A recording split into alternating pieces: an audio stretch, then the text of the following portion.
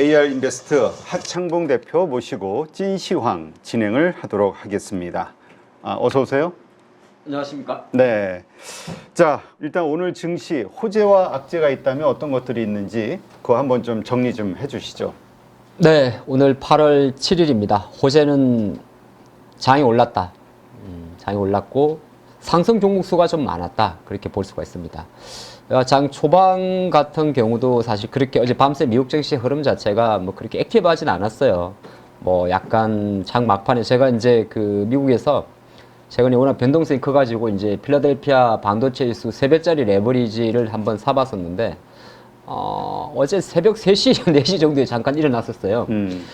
약간 밀리는 걸 가지고 조금 팔면서 이제 약간 그 생각을 좀 해봤는데, 생각보다 반등력이 좀 작다. 근데 하루 전날 어제 오후 정도에 사실 시장에서는 BOJ에서 어느 정도 이슈가 나오지 않을까 그 이슈가 있었어요. 근데 어제 오후에는 나오지 않았고, 오늘 같은 경우는 이제 10시 반 정도에 BOJ 회의를 한 건 아니죠. BOJ 회의는 어제 있었고, 부총재 발언 이후에 이제 정시가 크게 좀 화답을 했는데, 지금 이 화면은 뭐냐 하면 코스닥의 상승과 하락 종목 수의 비율입니다. 그럼 오늘 오랜만에 이틀 연속 이렇게 1000개 이상의 종목이 많이 상승을 했죠. 뭐 1300개 정도 상승을 했고, 근데 과거 이제 열흘 동안 워낙 많이 빠졌었기 때문에 사실 한편으로 놓고 보게 되면은 올라오지만은 여전히 이제 내일이 좀 답보가 안 되는 그런 모습이 좀 있지 않나 볼 수 있을 것 같습니다만은 지난주 이제 월요일 날 뭐 코스닥 지수가 무려 88포인트, 10%까지 빠졌던 그 흐름을 생각한다면 뭐 오늘의 반등은 그래도 상승 종목 수위가 호재다 그렇게 보겠고, 악재는 뭐냐 하면은 이제 우리 투자자분들이 주사를 하면서 그런 게 있어요. 보통 개인들 뭐 반대 매매가 나온다든지 아니면은 외국인이 주식을 산다든지, 또 어제 같은 경우는 약간 8월 7일하고 다른 점, 6일하고 다른 점 뭐였냐면 연기금이 좀 산다든지 그런 게 있었는데, 오늘 시장에서도 보게 되면 이게 오늘 장 마치고 주체별 매매 동향입니다. 보시면 개인 투자가가 있을 거고 외국인이 있고 기관이 있을 건데, 개인만 사도 주식은 올라갈 수 있어요. 있긴 있는데 이제 우리가 투자진 관점에서는 코스피 시장의 주요 주체는 보통 외국인 투자가라고 하니까 뭐 외국인 투자가들이 많이 팔진 않았죠. 네, 많이 팔진 않았지만 많이 팔지 않은 거는 호재, 대신 많이 사지 않은 거는 악재, 그렇게 되는 거고, 기관 중에서 가장 적극적인 투자가가 금융투자가인데, 금융투자가는 다시 이제 워낙 그 하루하루 단타 ETF도 좀 많다 보니까 금액으로는 이렇게 좀 잡힙니다만은 그렇게 매수가 들어오지 않았다. 그게 가장 큰 특징이고, 다만 그래도 좋은 거는 사실 결과로 움직이는 옵션 포지션을 가지고 시장을 분석하지는 않습니다만은 시장 포지션만 놓고 보게 되면은 시장은 어느 정도 급한 우리가 말한 스트랭글 매수, 양매수의 시세가 준 이후에 제가 화요일 날 그런 이야기를 잠깐 드렸었어요. 풋 345는 꽝이 될 확률이 높다. 꽝이란 건 이제 휴지가 되는 걸 말하는데, 오늘 코스피 200 지수가 350까지 올라왔거든요. 물론 아직은 예단할 수는 없습니다만은 원래 보통 옵션 시장에서 선물 옵션 만기 주간에 한쪽에서 10배 이상짜리가 나오게 되면 그 다음 거래일에 대부분이 0으로 수렴하는 경향이 있습니다. 그래서 주체별로 놓고 보게 되면 사실 오늘 장에서 뭐 기관들도 사지 않았고 개인만 사서 이렇게 볼 수는 있지만은, 다른 한편으로는 주인은 없긴 없는데 극한 변동성은 조금 완화됐다. 그렇게 오늘 정시를 수급적인 면에서 파워적인 측면에서 정리해 보겠습니다. 네. 자, 오늘 좀 특징적으로 본 섹터 종목들 있다면 어떤 게 있을까요? 없어요. 다 올랐어요.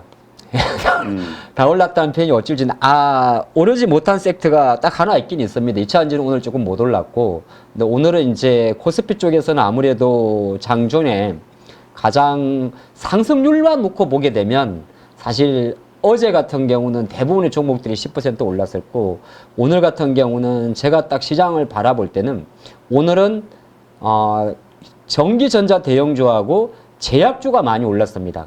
만약에 오늘 장을 정리를 할 때 뭐가 많이 올랐냐고 묻는다면 오늘은 전기전자 대형주하고 제약주가 많이 올랐어요. 제약주는 여기 코스피에 있는 제약주도 마찬가지고요. 뭐 대웅제약이라든지 녹십자라든지 종건다이는 마찬가지고 코스닥도 마찬가지인데, 그럼에도 불구하고 또 오늘 같은 경우는 금액 기준으로 놓고 보게 되면 삼성전자, 하이닉스가 좀 3%, 4% 정도 올랐죠. 그러니까 장 초반 같은 경우도 원래 삼성전자만 장 초반에 실제적으로 다시 한번 그 지겹듯이 단독 보도, 로이터 또 로이터 단독 보도가 잠깐 나왔었어요.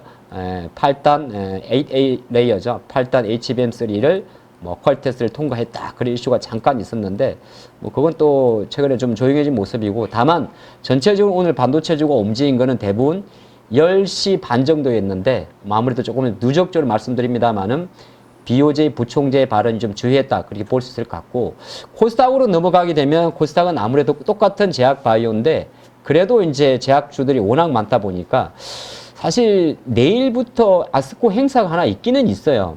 일정 기준으로 있기는 있는데 요것 때문에 올랐다 보긴 좀 뭐하고, 오늘 보니까 특별히 이제 제약 바이오 쪽에서는 이거를 뭐 비만 치료제다 이렇게 말하기도 좀 그렇고, 장 초반에 이제 셀트리온 실적 잘 나온 것도 없잖아 있었고, 기타 이제 뭐 레고캠 바이오로 대변되는 ADC는 ADC대로, 또 보로노이로 대변되는 AI 신약은 AI 신약대로, 기타 또 많은 또 제약 바이오주들이 많이 움직였는데, 코스닥은 아무래도 전기전자 업종의 비중도 있습니다만 시가총액 입장에서 제약 바이오주 입종이 많다 보니까 제약 바이오 관련주 쪽에서 많이 올랐고, 나머지 같은 경우도 딱 아침에 약간 심리적으로 영향을 줬던 아모레퍼시픽, 그러니까 화장품 관련주 조금 약한 것 말고는 전체적으로 전기전자, 바이오 이렇게 정리할 수 있겠습니다. 네.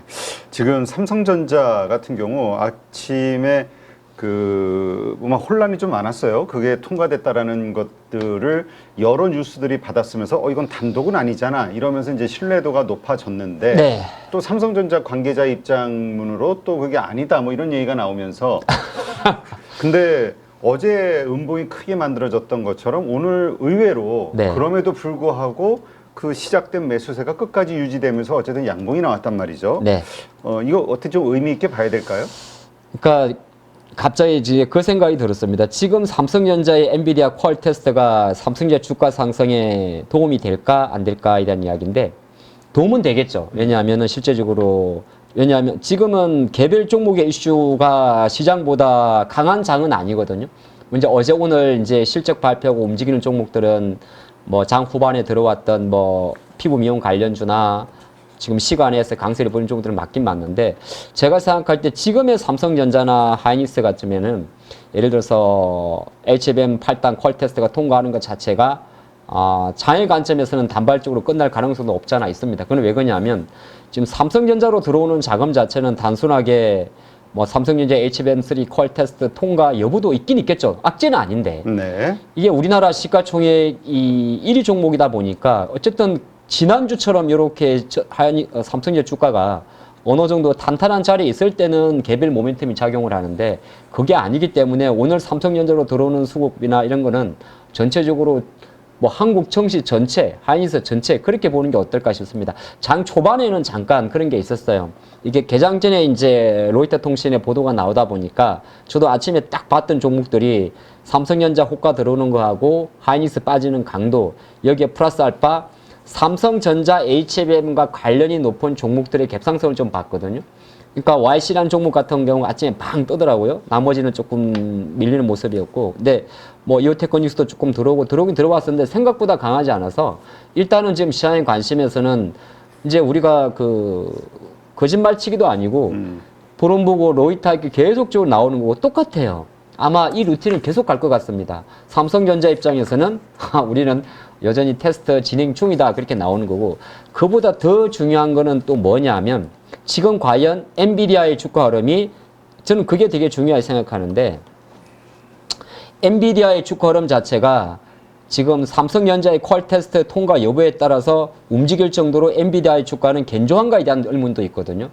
엔비디아의 주가는 이번 하락에서 일시적으로 90달러를 이탈하고 잠깐 100달러로 왔습니다만은 아직까지는 미국 증시 자체가 완전히 회복되거나 돌아선 그림이 아니기 때문에 일단은 우리가 계속적으로 퀄 테스트에 포커스를 맞추기보다는 전체 시장의 파워 게임에 더 힘을 싣고 가야 되지 않느냐, 즉 그렇게 보겠습니다.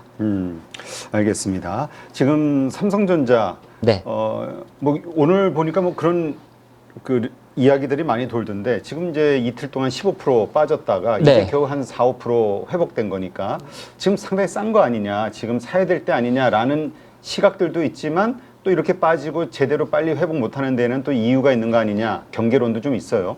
어떻게 봐야 됩니까? 삼성전자의 지금 매수 관점에서의 밸류에이션. 밸류에이션이라는 거는 시장 이제 좀 싸긴 싸죠. 왜냐하면은 지금 현재 시장에서는 거의 3분기 컨센서스가 15조까지 제가 올라가는 걸 알고 있거든요.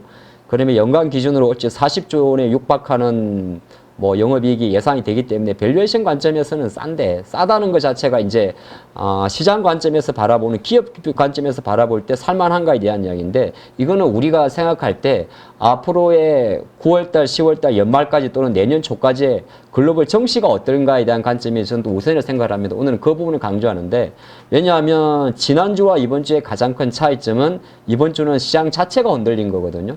그러니까 시스템적인 어떤 혼란성이 왔기 때문에 지금 이 삼성전자의 어떤 주가, 예를 들어서 7만 원이면은 싸다, 그 논리보다는 저라면 지금 시장에 대해서 어느 정도 아직 완벽하게 돌아섰다는 확신이 없는 상황이기 때문에 어떤 여기 안에 들어와서 하는 우리 아주 짧은, 뭐 우리가 말하는 쉽게 말해서 매매가 아니라면, 만약 시장 바깥에서 아니면 중기적 관점에서 시장을 바라보는 투자가라면 한 번 더 한 템포, 보통 요 정도 변동성이 나오면 이게 주간 변동성인데, 이게 원위치까지 안정화되는데 주간이 이렇게 생긴 거잖아요.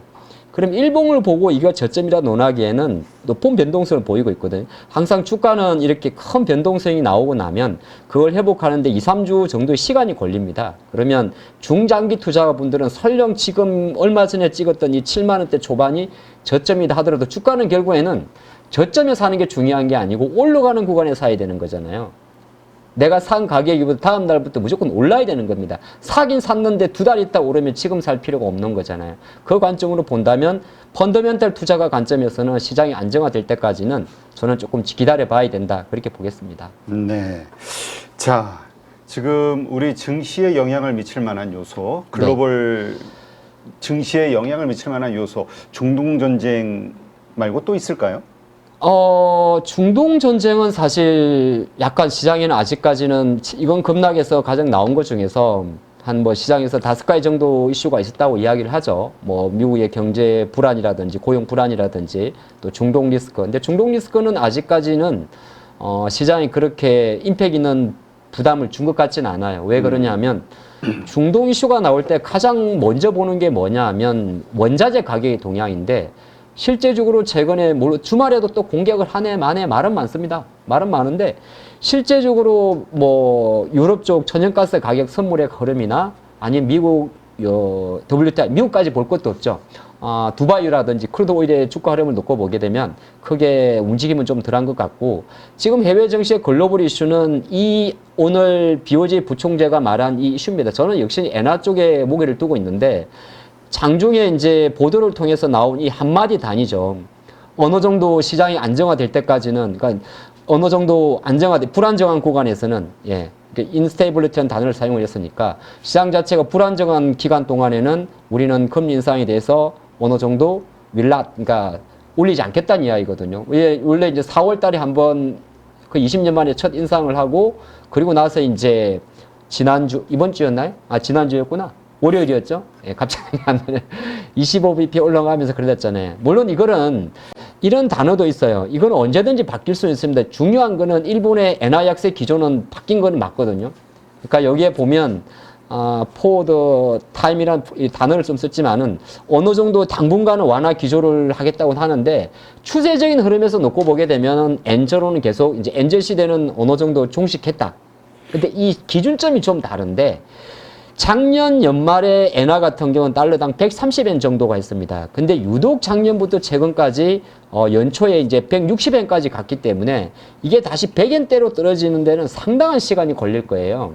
근데 중요한 거는 이 발언을 하고 140엔 초반에서 잠깐, 지금 실시간입니다. 이거는 146엔대로 올라오면서 장이 올라왔지만은 다시 이게 말을 이렇게 했다고, 어디 갔냐?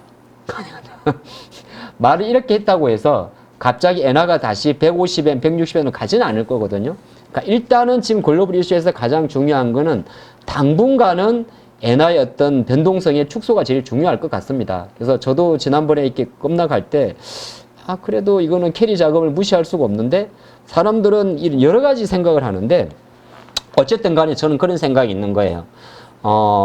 가장 이제 뭔가 교과서적인 관점에서 우리가 말할 때 이게 공부는 그냥 하는 게 아니잖아요. 캐리 자금이란 게 결과적으로는 일본에서 달러 기준으로 계산하게 되면 0% 자금 빌려서 미국 주식 안 사도 돼요. 미국의 국채금리가 5%니까 5%딱 사버리면은 가만히 있어도 5% 무차익 거래가 본단 말이죠. 그럼 그 국채만 산 게 아니라 당연히 한국의 주식도 샀을 거고 대만의 주식도 샀을 거고 엔비디아도 샀겠죠. 근데 결과론적으로 보니까 이게 맞는 거예요. 지난번에 보여드렸지만은 실제적으로 최근에 급락, 7월 초순부터 급락한 요 엔화의 강세로 떨어진 거, 강세로 떨어진 부분과 미국의 기술주가 떨어진 시점이 아이러니하게도 똑같다는 거죠. 그러면 투자 관점이 오늘 장중에도 그랬었어요.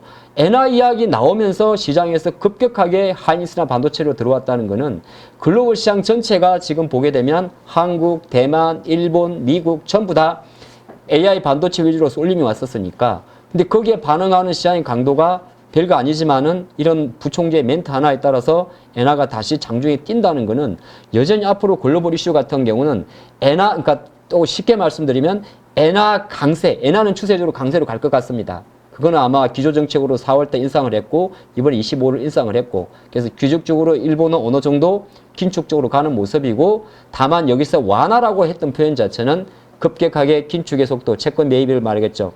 그런 속도라든지 금리를 올리는 데 대해서는 어느 정도 천천히 가겠다. 하지만 기조적으로 엔저를 용인하지는 않겠다는 정책인 변화가 없으니까 앞으로 장을 바라보는 관점에서는 엔화 시장이 이게 빨리 150원 올라가면 좋고 그건 아니에요.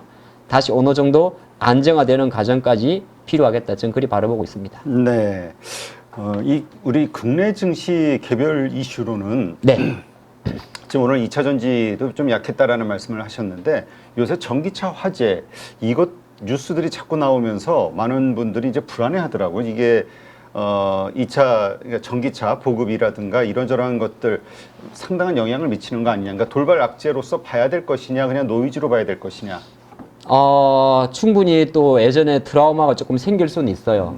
때는 바야흐로 2018년, 19년도로 돌아가는데 그때 이제 이것도 참 그랬는데 우리나라가 ESS 사업 자체가 LG는 SDI가 진행을 하다가 조금 중단된 이슈가 있습니다. 그건 왜 그러냐면 ESS에서 이제 화재 사건이 많이 발생을 했고 당시 5년 전 우리나라 산업통상부라든지 이런 데서는 이제 조사를 할 때 산업통상부가 아니겠죠. ESS면은 환경부인가? 갑자기 제가 정부 부처는 기억이 안 나는데 그 ESS 화재 발생 원인 자체를 ESS 배터리 제조사일지 아니면 그거를 이제 설치 운용하는지에 대한 이슈가 있다 보니까 약간 주춤됐었고 지금 최근에 발생한 일련의 사건이 2개 정도가 있는데 하나가 이제 우리나라 인천에 뭐 지명 다 언론에 나와 있으니까 아시죠? 예. 인천에 있는 이제 청라 아파트에서 벤츠 전기차의 화재 사건. 그것도 이제 심각한 게 뭐냐 하면 우리가 주행 중에서 만약에 충돌에 의해서 불이 나는 경우는 이게 전기차든 내연기관이든 크게 뭐 위험하진 않아요. 위험하다는 게 아니라 위험한 게 뭐냐면 당연히 위험한 건데 어떤 의미냐면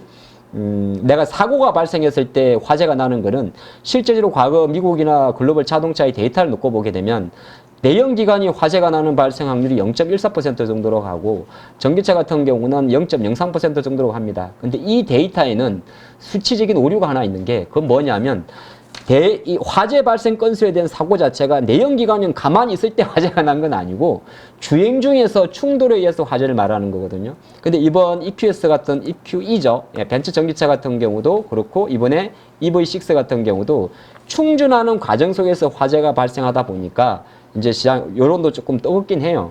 근데 벤츠는 그냥 충전도 아니고 그냥 가만히 있다 저절로 불난 거고. 네, 그것도 근데 지금 현재 CATL 배터리냐 아니면 벤츠 배터리냐 아직 정리가 안 됐지 않습니까? 그런 관점이 만약에 CATL 배터리거나 벤츠 배터리라면 그건 수혜주는 한국이 되는 겁니다. 그건 뭐 그냥 끌가지로 가는 거고 물론 상대적 수혜를 말하는 거고 그 다음에 SK온이 들어간 EV6 같은 경우는 글쎄요 이제 이것 자체가 워낙 지상파 8시 방송에서 때려버리다 보니까 약간은 투자적인 심리가 나올 수는 있는데 근데 그거 자체가 한편을 놓고 보게 되면 또 전기차를 구매한 투자가로 하여금 어느 정도 좀 뭔가 주춤할 수 있는 불안정한 심리 되긴 되는데 그게 과연 지금 현재 2차 지지 관련주가 상대적으로 못 가는데 주 원인이 될까로 보게 되면 그거는 주 원인과는 조금 거리가 있는 심리적으로 우리가 사실 물론 시기적으로 별로 좋은 건 아니에요. 시기적으로 좋은 건 아닌데 주가가 가지 않는 데 대한 이유에 대해서는 조금 괴리가 있다 보면 오늘 같은 날 2차 전지 관련주가 부각되지 못한 이유는 아까도 말씀드렸습니다만은 시장의 흐름 자체가 어디에 관심을 두냐의 싸움이었거든요. 네. 그리고 또 하나가 뭐였냐면 어제 같은 날 2차 전지 관련주가 조금 강했던 거는 그런 게 있어요. 이거는 제가 후반부에 준비를 했는지 모르겠어요. 잠깐만 같이 보면 어제 같은 경우는 연기금이나 이런 쪽에서 그런 이야기를 합니다. 정치 방어적인 이야기를 할 때 정치 방어적인 이야기를 하게 되면 연기금 같은 경우는 대부분이 낙폭주를 많이 사는 게 있고 또 하나가 시장에서는 아직은 결정되지 않았습니다만은 시장이 과거 2008년이라든 2010년도처럼 미국 연준에서 기습적으로 금리를 인하하지 않을까 그런 이슈도 있었거든요. 근데 그 이슈가 좀 사그라들고 그런 과정에서 오늘 시장의 흐름 자체가 반도체라든지 기타 낙폭주, 뭐 조선 방산닥 하다 보니까 오늘 조금 약했지 않나 저는 그렇게 보겠습니다. 네. 오늘 나오는 뉴스 보니까 매일경제 뉴스 보니까 네. 그 안전성 때문에 그 벤츠 사건 이후로 지하 주차장에서 차 빼라고 아파트 단지 주민들이 그런다는 뭐 기사도 나오긴 했네. 쫓겨나는 전기차 해가지고. 아, 근데 그거는 어느 정도, 왜냐하면 그게 조금 사실 그럴 수가 있어요. 왜 그러냐면, 저도 제가 사는데도 지하에 아파트 그 주차장이 전부 다 지하로 되어 있어요. 네. 그 요즘에 주차장은 아시겠습니다만 대부분이 지하를 통으로 하기 때문에 예전 구축 아파트, 그러니까 조금 오래된 같은 경우는 지상에다 별도로 설치할 수가 있는데, 근데 그게 이제 좀 문제가 되는 거, 일부 또 민원도 좀 있다고 해요. 근데 그 벤츠 차 어제 나온 뉴스 보니까 정부 발표로는 네. 그 중국의 파라시스 에너지 제품이라고 하네. 그 배터리가. 근데 그게 이제 근데 벤츠는 절대 그 부분을 인정하지 않을 겁니다. 아, 그래요? 예. 그래서 지금 요 이슈 자체는 왜냐하면 벤츠가 만약에 자기들이 만든 그 배터리를 인정하는 순간부터 끝나는 거거든요. 예. 그렇다고 또 근데 CATL 그거를 속일 수는 없잖아. 그게 있을 텐데 조사 들어가면 바로 공급받는 게 어쩌다 한두 대가 아니라 그건 대량으로 공급받을 텐데. 근데 그 숨어 있는 뭐 내고는 제가 잘 모르겠으나 아마 지금 벤츠 EQE의 전기차 배터리 화재의 원인 자체가 CATL이냐 아니면 그거에 대해서는 공식적인 발표를 최대한 딜레이하지 않을까 저는 그렇게 추정하고 있습니다. 네. 근데 하여튼 한국에서 정부에서는 그냥 그렇게 얘기하면서 근데 이 회사가 그 중국에서도 이 리콜을 몇만 대 했다네. 화재 위험성 때문에. 아, 참. 그리고 뭐 이제 그까지 가면 이야기 좀 길어지는데 원래 벤츠가 모든 기종 자체 클래스가 다 독일에서 만드는 건 아니거든요. 그러다 보니까 뭐 일부 차종들은 중국에서 생산한 내연기관차도 사실 벤츠가 중국에서 만드는 게 되게 많습니다. 근데 예, 그건 그렇게 하시죠. 네. 자, 내일장 우리가 체크 포인트로 어떤 점을 좀 봐야 될까요? 이겁니다. 뭡니까?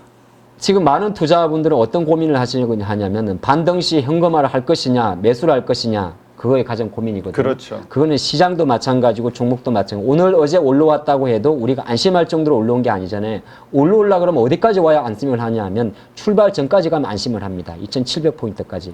근데 거기까지는 누구도 예측할 수 없는 부분이고 오늘이 어떻게 보게 되면 하루 지났을 때 가장 현금화하기 좋았을 날이 될 수도 있고 아닌 날이 될 수도 있습니다. 시장도 그렇고 종목도 그렇고 단기 재거래 250포인트 그리고 제가 그 이야기했지만은 서킷 브레이크가 걸렸다는 것 자체는 시장의 시스템이 붕괴된 거거든요. 그래서 아직까지는 시장에 대해서는 그 누구도 여기가 저점을 찍었다고 논할 수도 없고 그렇다고 해서 다시 내려간다고 논할 수도 없습니다. 그래서 어제 오늘까지는 관성의 법칙을 좀 보시면 좋을 것 같고 그런 과정에서는 일단 지수인데 약간 우리가 5일선이라는 게 어떤 거냐면 여기 들어와 있는 투자가들의 심리 가격이란 말이에요. 그러면 시장도 그렇고 종목도 그렇고 내일 같은 경우는 약간 이렇게 5월선을 잘 잡아준지 봐야 되고 그나마 좀 변동성이 남아있는 게 또 내일이 옵션 만기일인데 선물 같은 경우는 개별 만기라서 뭐 그렇게 제가 신경 안 써도 될 것 같고 왜냐하면 외국인 선물은 어차피 주식 투자 관점에서 2주 팔다가 1주 살 수도 있는 거거든요. 네. 근데 주식 투자 관점에서 외국인들이 여전히 주식을 사지 않는 게 뭔가에 좀 찜찜함은 있습니다. 그러니까 주식을 사야 되는 거거든요. 손은 관점이 있고 그나마 다행인 거는 내일이 만기일인데 왜 다행이라는 표현을 썼냐면 이 만기일인데 만기일 전에 월요일날 사고를 치는 바람에 사고를 치다는 게 딴 게 아니라 이 급락을 하면서 이쪽에서 지나치게 이제 손실이 많이 발생했기 때문에 내일 같은 경우는 추정을 해보면 변동성을 축소시키는 것이 가장 이로운 포지션이 되게 됩니다. 그래서 그나마 다행스럽다는 다행스러운 거는 5일선을 지켜야 되는 자리에 왔지만은 파생 포지션에서는 변동성 축소로 가는 것이 시장에서는 가장 관건이다 그렇게 보겠고 예. 그렇게 보겠고, 조금 더 좋은 이야기를 말씀드리면, 어쨌든 간에 월요일 날 그 쇼크 때문에 여러 가지 변동성이 다 제자리로 돌아오는 과정이잖아요. 이게 시카고 옵션 그래스의 변동성 지수 같은 경우는 아무리 사후적이라 하더라도 코로나 수준으로 갔다가 어제 밤새 저도 이거 사실 하루 만에 40% 빠지는 거 흔치 않거든요. 네. 어제 밤에만 해도 이게 38까지 갔다 20일까지 떨어졌다는 건 시장 관점에서 밑으로 쏘기도 부담스러운 좀 과정이 왔다. 그게 이제 가장 큰 관건이 될 것 같습니다. 네, 그렇군요. 자, 그렇다면 우리 한국 증시 영향을 줄 변수 뭐 지금 얘기하셨고 네, 앞으로의 예상 이런 거는 어떻게 보시나요? 이겁니다. 약장사 같아. 이겁니다. 이게 뭐냐 하면 우리나라 좌측이 코스피 지수고 우측이 코스닥 지수의 주봉입니다. 주봉. 그러니까 일주일에 만들어질 수 있는 거죠. 오늘은 이제 수요일이니까 아직 2개 정도가 남았는데 제가 왜 이 그림을 보여드리냐 하면 이렇게 한번 보실까요? 예. 2900선 정도에서 2386까지 대충 계산하면 500포인트가 빠졌던 증시예요. 그것도 불과 한 달 만에. 500포인트가 빠지게 되면 우리가 단순 계산을 해보면 엄청나게 시장에서는 뭔가에 많은 투자가들이 돈을 잃은 겁니다. 그러면 이걸 회복하는 데는 지금 5주 동안에 대략적으로 5주 동안에 500포인트가 빠진 거잖아요. 그러니까 500포인트를 30, 50, 70으로 계산해 보면 대략 500에 30이면은 어떻게 우리 지수 기준으로 놓고 보면 150포인트가 되는 거고, 그럼 2550짜리가 기술적 반등의 1차 되돌림입니다. 그리고 250을 더하게 되면 대략적으로 2650이라는 자리가 오거든요. 근데 아까 여기 조금 그림을 안 봤는데 실제적으로 시장 관점에서는 제가 볼 때는 이격 조정의 과정이 되게 필요합니다.